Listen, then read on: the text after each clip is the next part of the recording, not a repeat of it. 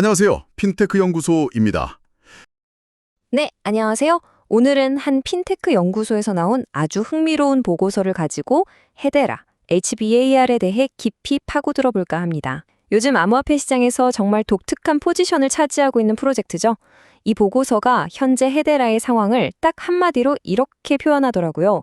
폭풍 전의 고요라고 말이죠. 자, 바로 본론으로 들어가 보죠. 오늘 우리가 풀어야 할 가장 큰 미스터리가 바로 이겁니다.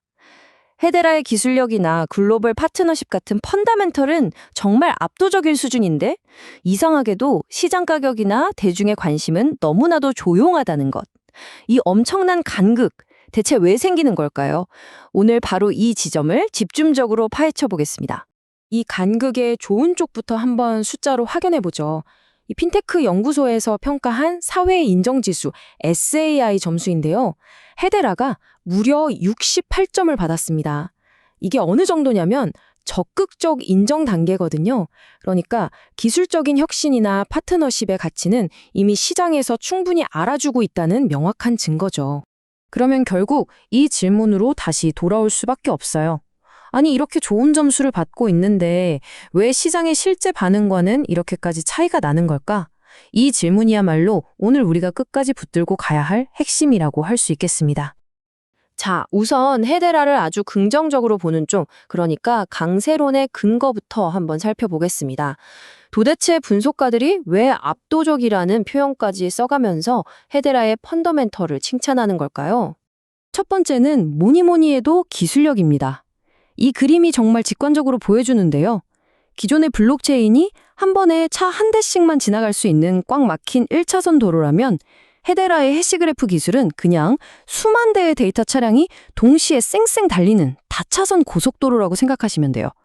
속도나 효율성 면에서 사실상 비교가 안 되는 수준이죠. 근데 이게 그냥 기술만 좋은 유령 프로젝트가 아니라는 게 중요합니다. 보세요. 전 세계 물류를 꽉 잡고 있는 페덱스가 이미 공급망 관리에 헤데라를 쓰고 있고요. 심지어 이름만 대면 다 아는 포춘 10대 기업 중 한 곳도 내부 시스템에 헤데라를 도입했다고 합니다. 세계경제포럼의 파트너이기도 하고요. 이건 그냥 우리 협약 맺었어요 수준이 아니라 실제 경제 시스템 안에서 헤데라가 돌아가고 있다는 뜻입니다. 그리고 진짜 강력한 한 방이 아직 남아 있습니다. 바로 그레이스케일과 카나리 캐피털이 신청한 현물 ETF 승인 가능성이죠.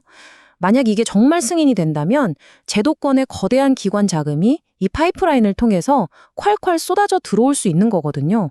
보고서에서는 이때 약 123% 정도의 상승 잠재력이 있다고 분석하고 있습니다.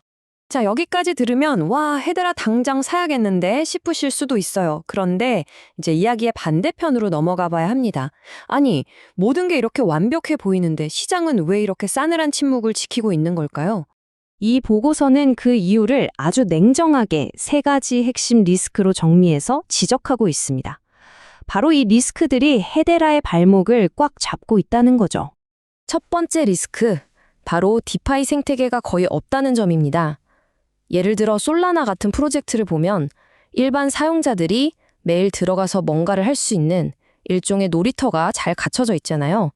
근데 헤데라는 기업들은 뒤에서 조용히 잘 쓰고 있는데 정작 개인 투자자들이나 사용자들이 막 몰려가서 놀만한 B2C 서비스가 너무 부족하다는 지적입니다. 두 번째는 마케팅이 약하다는 겁니다. 헤데라의 전략을 보면 항상 기업 친화적이고 너무 모범생 같아요. 그러다 보니 이 암호화폐 시장 특유의 폭발력 있는 밈이나 하이프를 전혀 만들어내지 못하고 있죠. 크립토 씬에 오래 있던 투자자들을 열광하게 만드는 그런 야성미가 부족하다. 바로 이겁니다. 그리고 마지막 세 번째 리스크가 어쩌면 가장 예측하기 어려운 변수일 수 있습니다. 바로 미국 증권거래위원회 SEC의 규제 불확실성이죠. 현물 ETF 심사가 계속 미뤄지고만 있으니까 큰돈을 굴리는 기관 투자자들이 본격적으로 들어오고 싶어도 못 들어오는 일종의 병목 현상이 계속되고 있는 겁니다. 하지만 이야기가 여기서 끝나면 재미가 없죠. 보고서는 한 걸음 더 나아가서 아주 흥미로운 관점을 제시합니다. 우리 같은 일반 대중에게는 명백한 약점으로 보이는 것들이 소위 스마트머니라고 불리는 큰손들, 즉 기관 투자자들의 눈에는 전혀 다르게 보일 수 있다는 겁니다. 과연 우리가 지금까지 본 게 이 이야기의 전부일까요? 이 빙산 이미지가 그 새로운 관점을 완벽하게 설명해 줍니다. 만약에 이 약점들이 사실은 강점을 교묘하게 숨겨놓은 위장이라면 어떨까요? 우리 눈에는 수면 위에 드러난 지루한 가격만 보이지만 스마트머니는 그 물 밑에 숨겨진 거대한 인프라와 엄청난 기회를 보고 있을지도 모른다는 거죠. 관점을 한번 확 바꿔볼까요?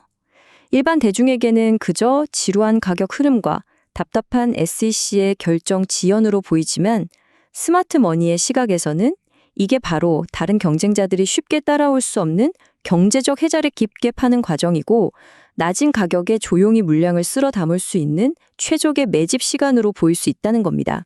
자, 이제 좋은 점, 나쁜 점, 그리고 그 이면에 숨겨진 해석까지 다 살펴봤습니다. 이 모든 걸 종합해서 보고서가 예측하는 2026년 헤데라의 미래는 어떤 모습일지 세 가지 시나리오를 한번 들여다보겠습니다. 길은 크게 세 갈래로 나뉩니다. 첫째, 가장 긍정적인 낙관적 시나리오. ETF가 승인되고 기업 도입이 빵 터지면서 가격이 0.35달러에서 0.50달러까지 가는 그림입니다. 둘째, 현실적 시나리오. ETF 승인이 계속 지연되면서 지금처럼 0.10달러에서 0.13달러 사이를 오가는 좀 지루한 흐름이 이어지는 경우고요. 마지막으로 최악의 경우인 비관적 시나리오. ETF가 아예 거부되면서 가격이 0.076달러 밑으로 떨어지는 상황입니다. 그럼 이 복잡한 분석을 보고 우리는 뭘 해야 할까요?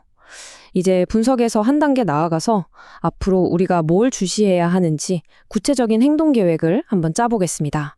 보고서는 딱 4가지 행동 지침을 제안합니다. 첫째, 워치. 핵심 저항선인 0.098달러를 의미 있게 뚫어내는지 계속 지켜보라는 겁니다. 둘째, 모니터. SEC나 그레이스케일에서 나오는 ETF 관련 뉴스를 감정 빼고 객관적으로 추적해야 합니다. 셋째, verify. 페덱스 같은 파트너십이 그냥 보여주기식이 아니라 정말 실질적인 성과로 이어지는지 팩트체크를 해야 하고요. 마지막으로 가장 중요한 넷째, 마인드셋.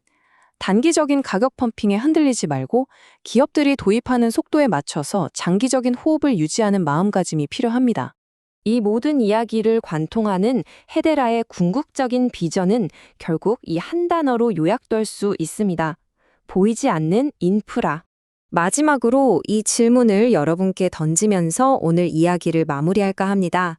만약 언젠가 전 세계 경제 시스템이 헤데라 위에서 돌아가고 있는데 정작 대부분의 사람들은 그 사실조차 모르고 있다면 그때 헤데라의 가치는 과연 얼마일까요?